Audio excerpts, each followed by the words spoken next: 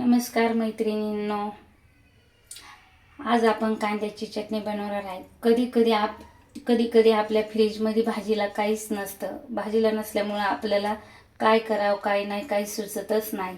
मग आपल्याकडे सहज उपलब्ध असतात कांदे. मग आपण कांद्याची चटणी बनवू शकतो. तर कांद्याची चटणी बनवण्यासाठी मी इथं साधारणतः मोठे मोठे 4-5 कांदे चिरून घेतलेले आहेत.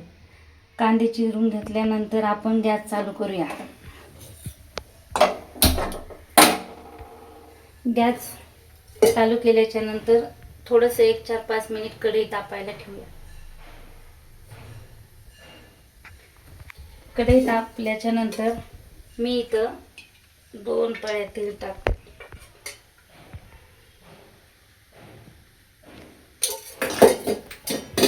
तेल कडक होऊन द्यायचं थोडंसं. आणि सोपी आणि साधी आहे इथं कांद्याची चटणी बनवायला.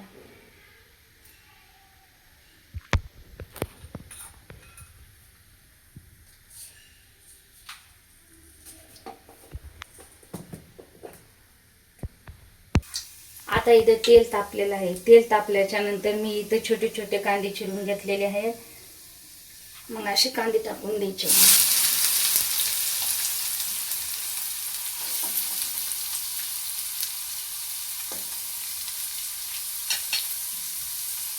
आणि 5 मिनिट असेच कांदे परतून घ्यायचे.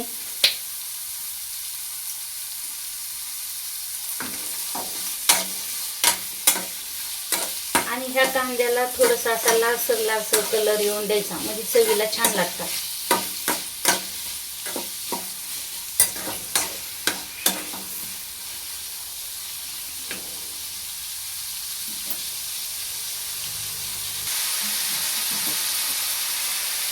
कांदा आपला परतत आहे.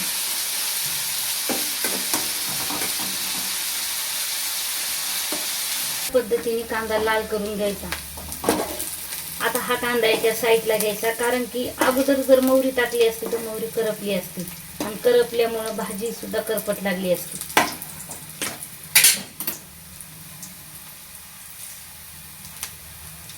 मोहरीला थोडंसं असं तडतड होऊन द्यायचं. तडतड झाल्याच्या नंतर हे सगळं मिक्स करून घ्यायचं.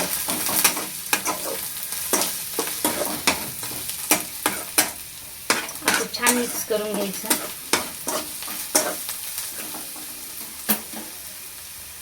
कांदा असा लालसर झाला की मी इथं छोट्या चमच्याने 2 चमचे बेसन पीठ घेतलेलं आहे. हे बेसन पीठ थोडंसं हाताने असं गोळे असल्यामुळं हाताने असं चुरगाळून घेतल्यासारखं करायचं. मग नंतर हे बेसन पीठ असं टाकून द्यायचं कांद्यात.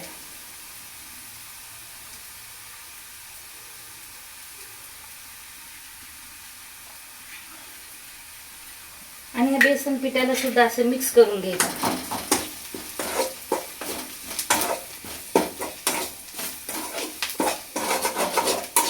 1-2 मिनिट त्याला असंच हलवीत राहायचं.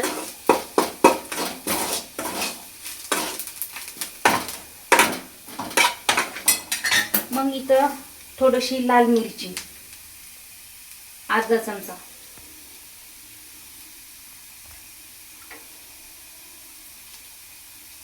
नंतर कांदा लसूण मसाला 1 चमचा,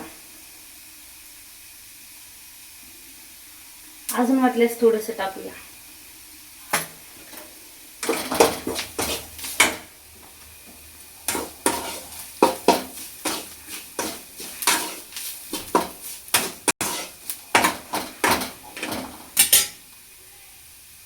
असं हलवायचं थोडंसं. नंतर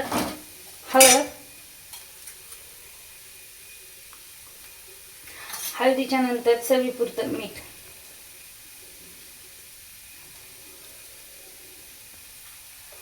आणि बनवायला खूप सोपी आणि साधी आहे.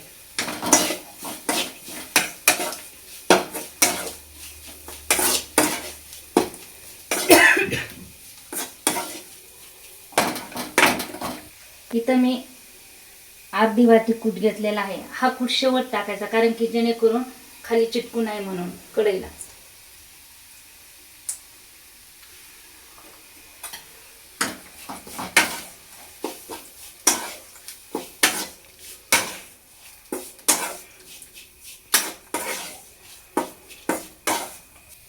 बघा आता इथं छानपैकी आपली भाजी तयार झालेली आहे.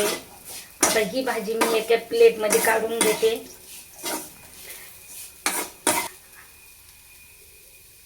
आणि कलर सुद्धा खूप छान आलेला आहे बघा.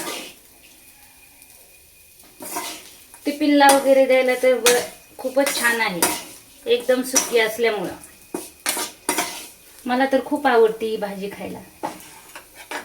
आता मी इथं भाजी काढून घेते एका डिशमध्ये.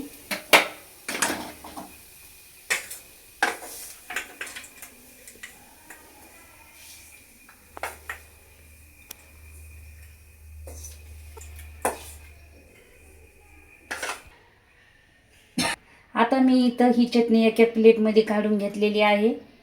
आणि ही चटणी खायला सुद्धा खूप छान लागते. या अशाच नवनवीन रेसिपी शिकण्यासाठी चॅनलला सबस्क्राईब, लाईक करायला विसरू नका. ही रेसिपी कशी वाटली कमेंटमध्ये नक्की सांगा. धन्यवाद.